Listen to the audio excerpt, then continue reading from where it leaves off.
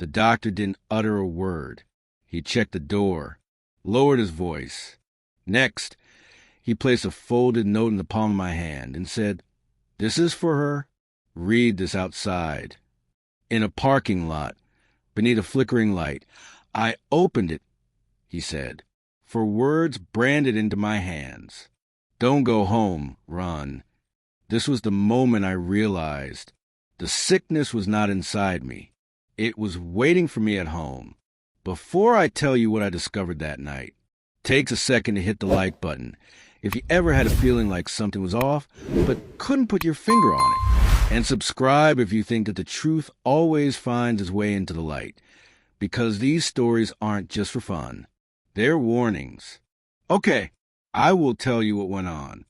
I will never forget the trembling of his hand that handed me the note, not from age, not from weakness, but from fear. I was sitting on the edge of the hospital bed with my socks halfway on and discharge documents folded neatly on the tray in front of me, as if nothing in my life was about to go sideways. The machines beeping were silent now. The nurse had already smiled and said, "You're good to go, Mr. Harris." Good to go. What a hopeful phrase, right? What a clean phrase. The doctor was the last to enter. He wasn't rushing. He wasn't calm either. He closed the door behind him, and that was something I noticed because doctors usually don't have all as well. He didn't sit down or look at my chart or look at all at where we were standing. He just looked at me, really looked at me as if trying to imprint my features on his brain.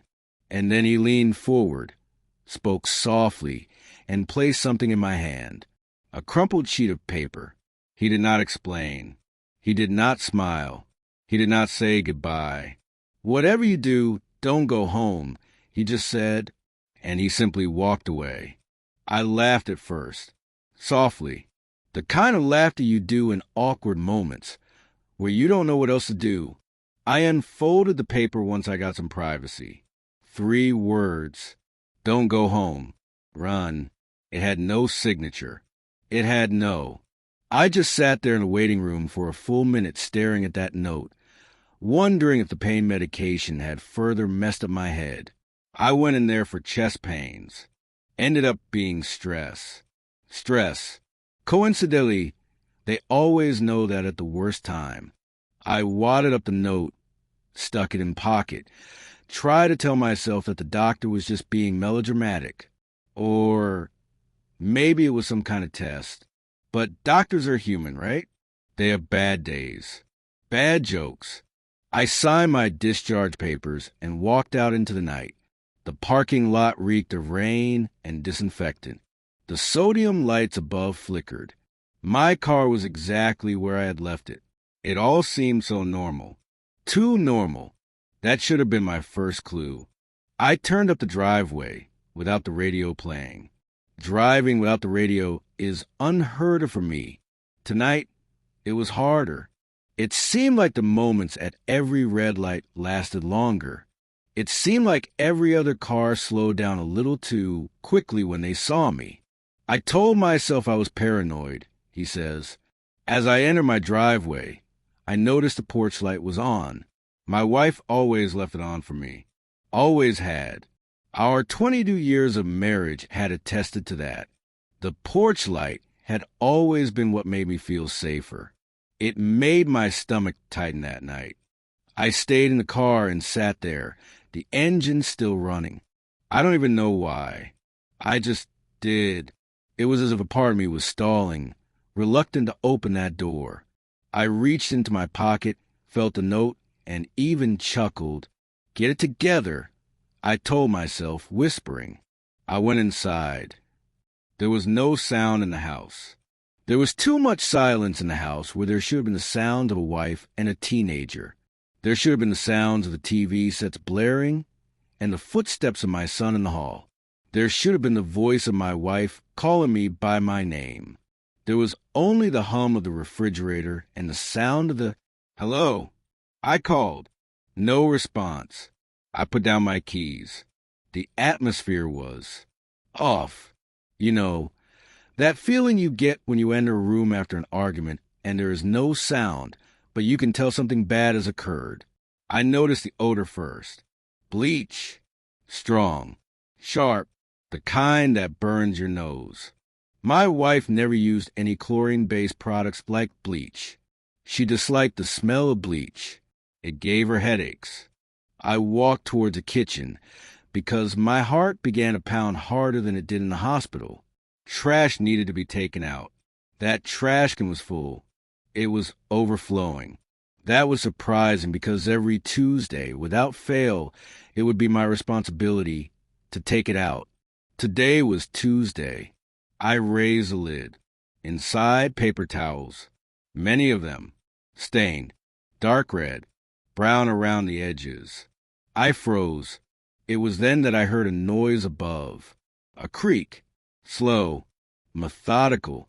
As if someone were changing weight. Mark. I called out.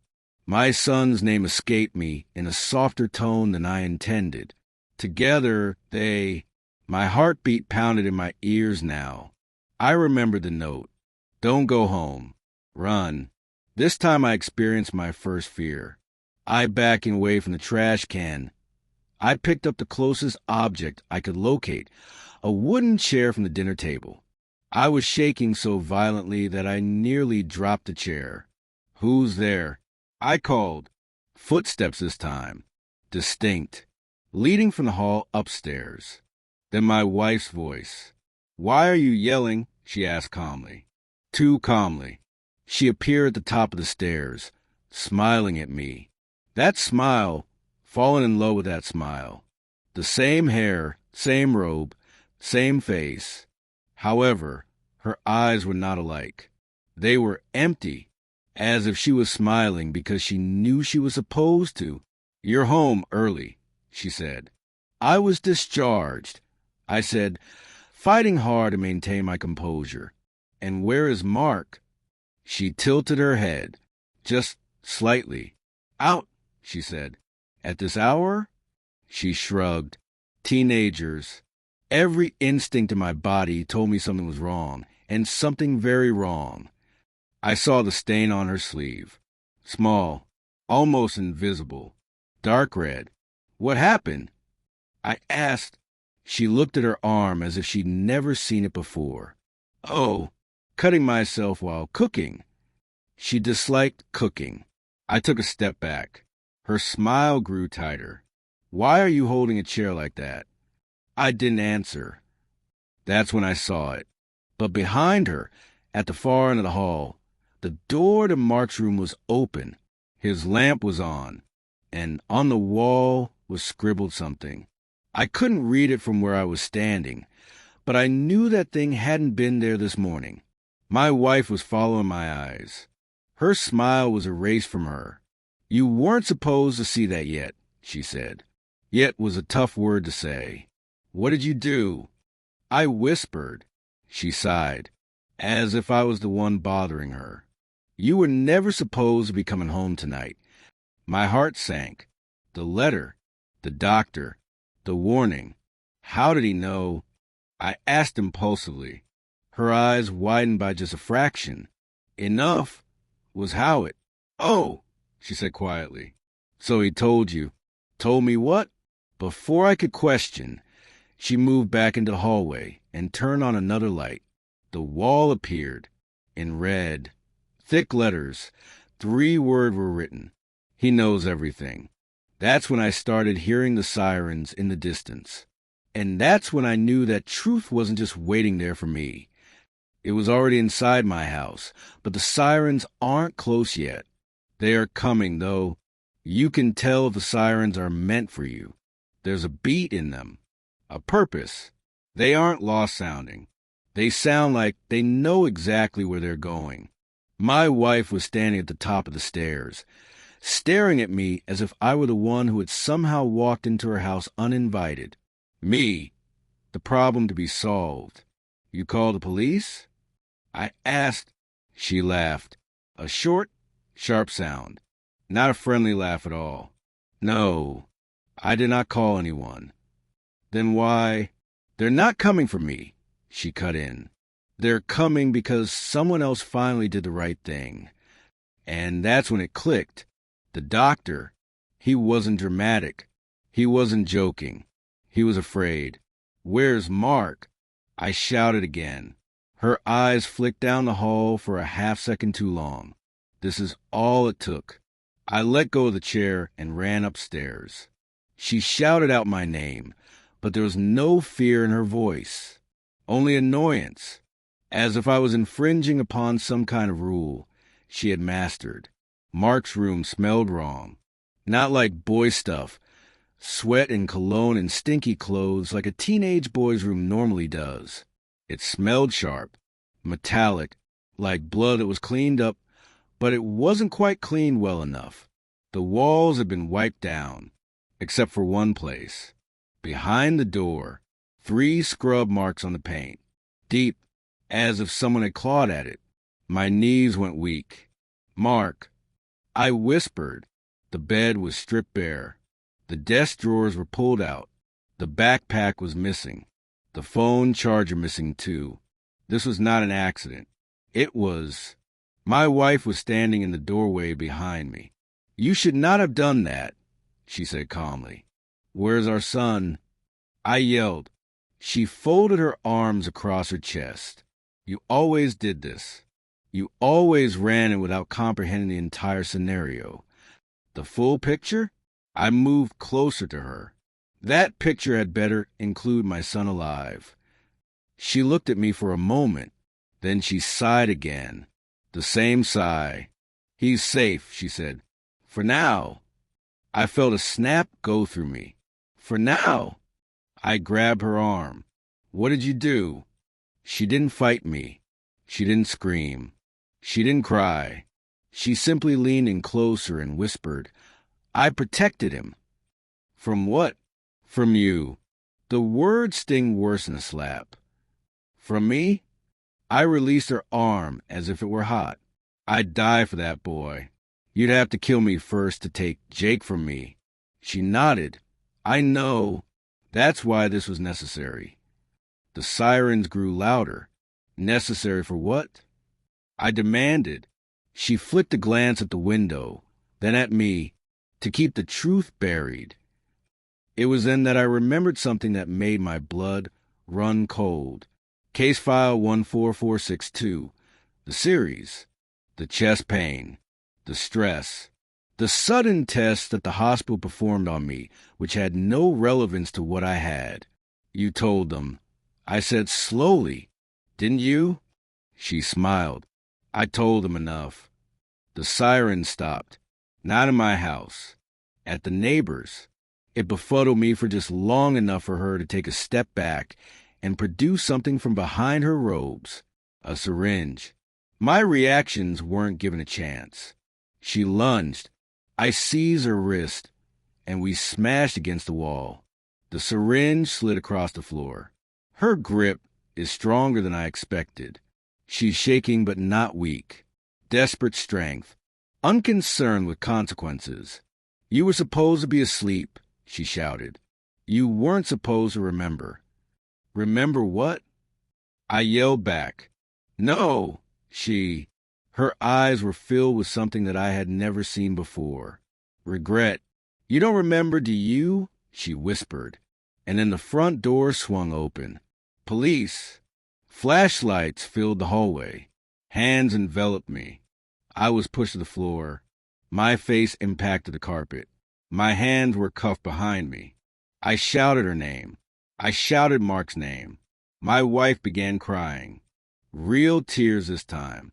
He's confused, she cried. The doctors said this might happen. What? I yelled. What did you tell them? One of the police officers leaned in close.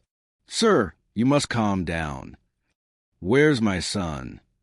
I demanded. The policeman hesitated. It was that pause that told me everything. They dragged me out of my own home, as if I was a criminal. People standing outside behind their curtains to see. Phones taping all this. People whispering all this to others. My wife stood in the doorway with a blanket wrapped around her and looked like the perfect victim. As they pushed me into the car, she mouthed something I couldn't hear. I knew what it was. I'm sorry. There was a smell of coffee and old paper in the station. They put me into a small room with gray walls and a fixed table to one side. A detective appeared about an hour later, mid-40s. He was calm, too calm. "Mr. Harris," he said, turning to face me, "do you know why you're here?" "Yes," I said, "because my wife lied." He didn't react. "Your wife is worried about your sanity," he stated matter-of-factly. "You have been having some moments." "What kind of episodes?" "Memory loss, paranoia, violent tendencies." I laughed. I couldn't help it. "She drugged me." I said, "Ask her about the syringe." "We found insulin," he said, "prescribed to you." My stomach sank. "I'm not diabetic," I said. He slid a file across the table. "Yes, you are." These documents revealed testing results, dates, diagnoses, all signed, all real. However, I had never seen them before. "You were diagnosed 6 months ago," he went on. "You declined treatment. You became aggressive. Your wife was afraid for her own safety and that of her son." "That's not true," I said, though my voice was shaking by now. "You were admitted tonight because you collapsed," he said. "Your wife called 911. She saved your life." It seemed as if the room was tilting. "No," I whispered. "The doctor warned me." The detective's eyes narrowed just slightly. "What doctor?" "The one who gave me the note." "There was no note," he said. I slapped my cuffed hands on the tabletop. "Check my pocket." I shouted. They did. Nothing. The note was gone. The detective got up. "Mr. Harris, I really think you should cooperate. At the moment, you're not standing up very well." I sat back, my heart pounding. That's when a cop approached him to whisper something in his ear. The expression on the detective's face changed. He looked at me in a different way now. "Your doctor," he said slowly. "He's missing." The air rushed out of lungs. "They found blood in his office," he continued, "and a note." My heart was pounding. "What did it say?" I asked. He examined my face. "If he remembers, run," it said. But in that instant, I knew a terrible thing. It wasn't related to me being ill. This was all about me recalling something that I was never supposed to recall. And whatever it was, my wife would do anything in her power to keep that buried. After that, they left me alone. That's how you can tell it's a problem. When the cops stop saying things. When the questions stop and the silence starts. When the questioning room feels more like a waiting room for the verdict that everyone has agreed on in silence. I just sat there, looking at my hands, handcuffed to that metal table. I couldn't stop thinking about the look on the doctor's face. The fear, the panic, the way he could have been trying to save me from something I already survived once before. But then there was a thought that sneaked in, turning my stomach. What if I'd survived something and hadn't remembered it? The door swung open again. Different man this time. Older, gray-haired. Nothing on his belt but a card attached to his lapel by a clip. "Mr. Harris," he said, pulling out the chair. "My name is Dr. Collins." I chuckled under my breath. "Of course it is," I said. He didn't smile. "I'm not here to interrogate you," he said. "I'm here to assess you." "That's worse," I said. He nodded. "Usually is." He asked me questions that did not seem significant at the time. Things from childhood, favorite smells, songs that soothed me at times, the name of my first dog, questions that required easy answers. 2 easy answers. Then his questions changed, she said. "Do you remember the cabin?" My chest tightened. "What cabin?" I inquired. He wrote something down. "Do you remember the fire?" I don't know what you're talking about. Do you remember promising someone you'd never tell? My eyes blurred for a second. No, I replied quickly. I don't. He sat back in his chair. That's interesting, him. What is? You answered that one quicker than the rest. The room seemed colder. I want a lawyer, I said. He nodded. Of course you do. But he did not leave. Rather, he slipped a photo across the table. It was old, slightly burned around the edges. It showed a cabin in the woods, snow covering the ground, smoke rising in the air, and in front of the inscription was me, younger, thinner, but definitely me. My knees went weak. I've never been there, I whispered. Yes, you have, he said quietly. You just don't remember it. Where did you get that?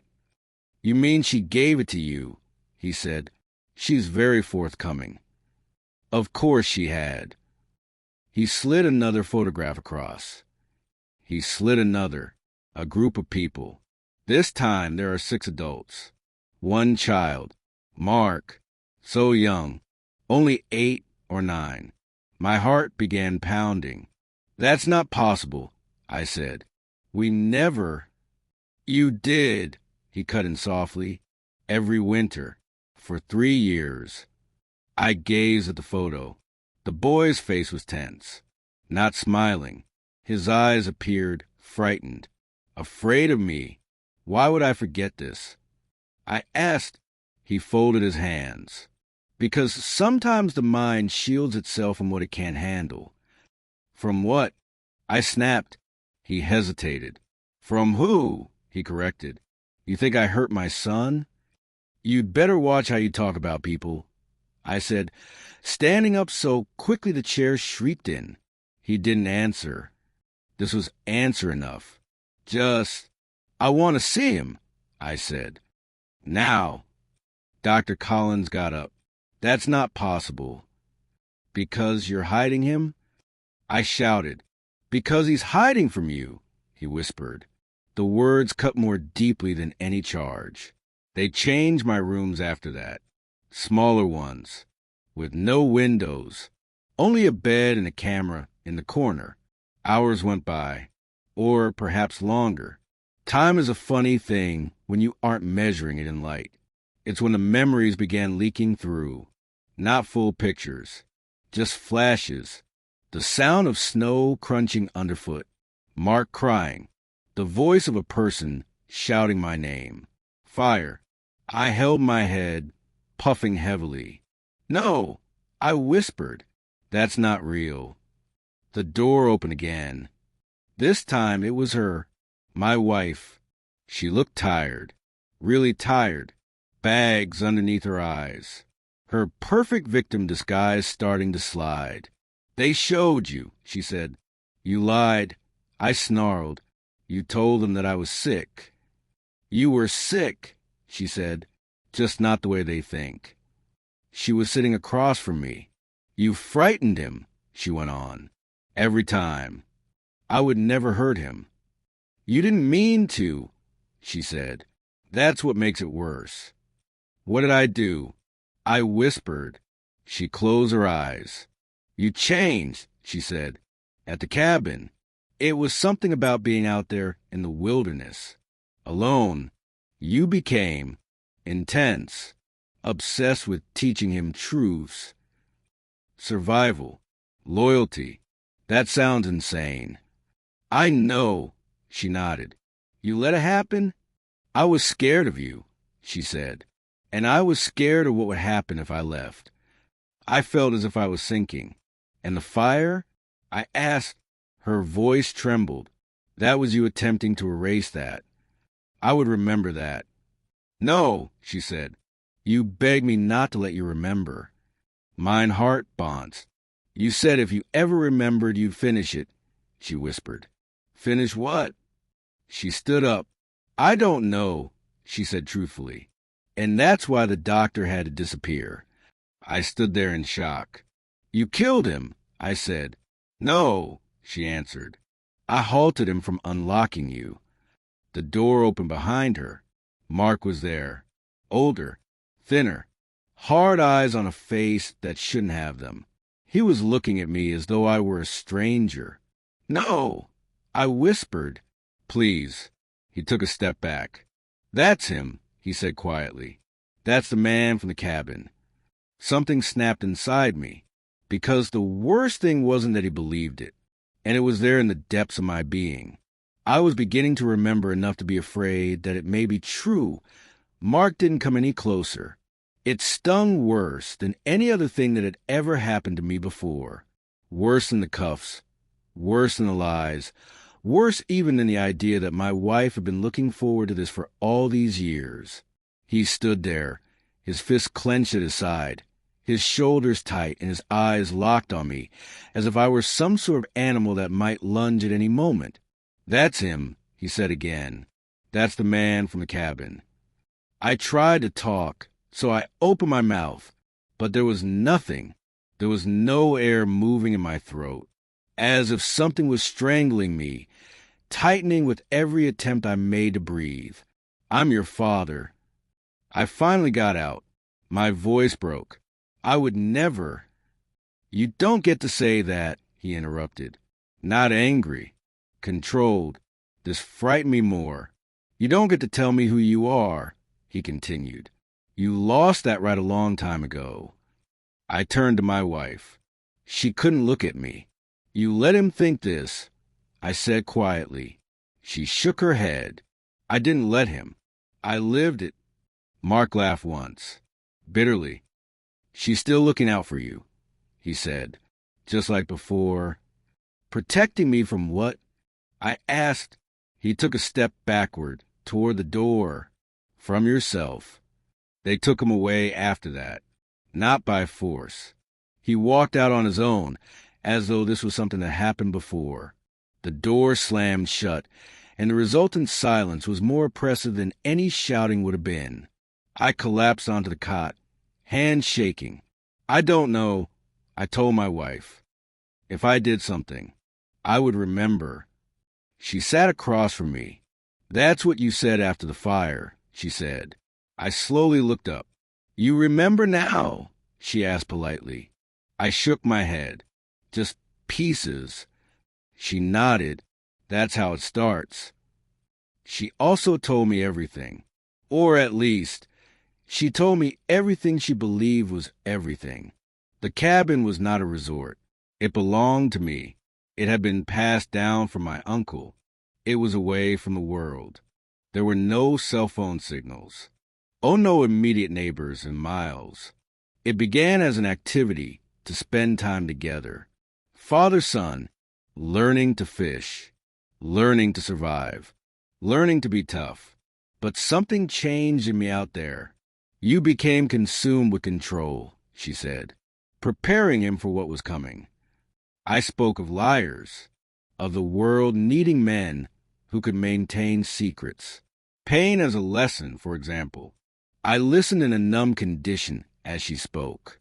"You never hurt him," she spoke hastily. "Not like that, but you frightened him. You made him watch things. You made him be quiet for days." "What things?" I asked. She swallowed. "Animals, fires, blood." My stomach was churning. "And the fire?" I whispered. She closed her eyes. "That was the last winter. He ran, tried to get away. You panicked. I would never." "You lit the cabin," she said, "not to hurt him, to erase it. You said if there was no place, there would be no memory." I felt dizzy. "And what about him?" I asked. "He was already outside," she said. "I pulled him away while you were inside." I looked at the wall. "And I survived?" I asked. She nodded slowly. "Barely." The wave of guilt washed over me. It was crushing, smothering. "So you erased me." I said. "That's what this is. You turned me into someone else." "No," she answered. "You asked me to." It made me stop dead in my tracks. "You asked me for this," she said. "You told me that when you remembered, You'd finish what you started. You couldn't live with yourself. So instead, you built a lie.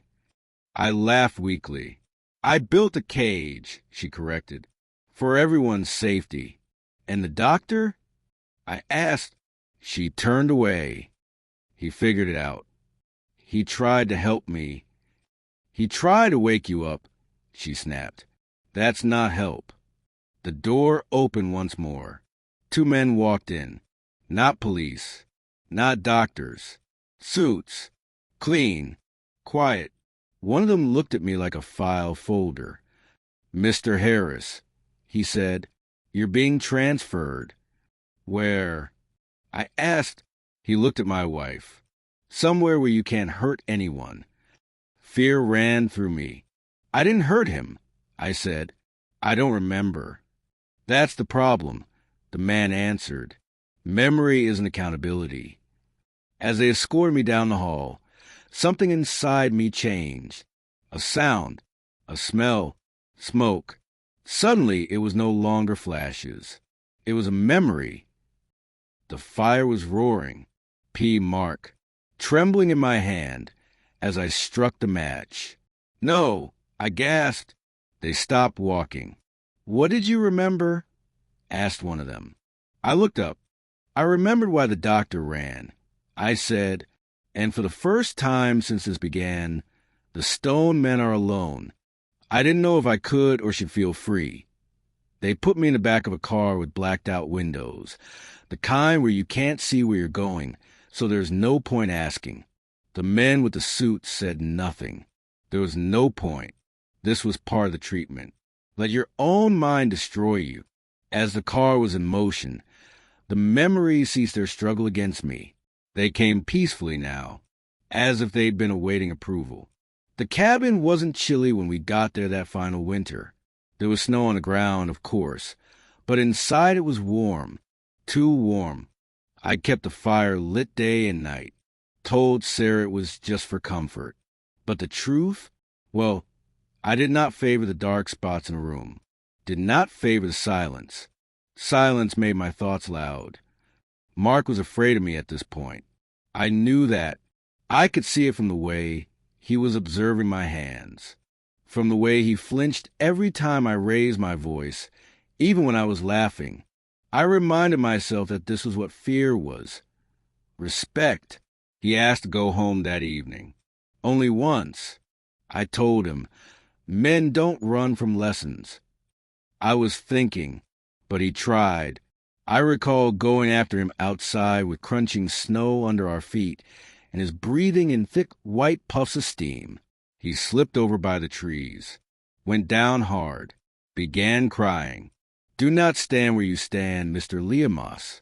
You are too close. You will get yourself killed, she says in A. That frightened me, not because I wanted to hurt him, because I knew I already had. The fire was not rage. It was panic. I lit it because at that time and moment, that was the only way for me to put an end to it. The cabin was burning rapidly. It was dry wood, old insulation, fire that seemed to climb with enthusiasm. I recall feeling warmth on my face, smoke in my lungs. I could remember thinking, this place means that I myself, as the man I am here, couldn't be. I don't remember getting out, he said. They say I stumbled into the snow, collapsed, that my wife dragged me away while Mark watched, shaking and silent. Later on, they were named as the Trauma-Induced Association. I called it mercy. The car stopped. They led me to a place that wasn't a prison, but a facility that was even uglier, as it was masquerading as a prison. Pastel colors, peaceful corridors, doors that closed soundlessly. They assured that I would be protected there. They didn't say from what. Days passed, or maybe it was weeks. Not that it really mattered. Therapy sessions, medication, in-depth conversations that explored the same fact from different perspectives. I never denied what I remembered. I never excused it either. It surprised them. What do you want? One of my therapists asked me. I gave the idea a great deal of thought for a long time. I want to be okay, I said. They gave Mark a visit. Just once. He sat across from me, older than what I remembered, still carrying that same weight in his eyes, the kind that you never grow out of. I don't hate you, he said quietly. That stung harder than any hurt that hatred could ever inflict. I don't trust you, he continued, and I don't think I ever will. I nodded. You shouldn't. He scrutinized my face. Do you remember everything now? Enough, I said. He got up. That's why I came, he said, to make sure you knew. He then left. Forgiveness is not. No closure. Only truth. Months passed. Then I received word that my wife had moved, changed her name, begun anew. I couldn't blame her, really. She'd been living with a ghost for too long. His body was not found. Some truths don't want to be recovered. At times, I think of the note, about how close I came to ignoring it completely. If I had been home that evening, maybe none of these things would have come to the surface. Perhaps I would have been living in a lie that had been constructed so carefully around me. But lies rot. Infection is one thing. Now, I reside by the window and observe the seasons. There is snow, and I can feel in my chest. Not anguish, but memories. I don't ask to leave. I don't ask to forget again. Some things are worthy of being carried. Since the truth is not that I was a monster, it is that monsters don't ask to be halted. I did. And that's the only reason why that story ends here. Some truths don't knock. They whisper. But if you don't listen to them, they'll destroy all the things that you love. I not only lost sleep that night, losing that illusion of safety changed me. If this story has stayed with you, here is what you should remember. A. Sometimes survival begins in one solitary message and the courage to listen. Be vigilant. Stay alive.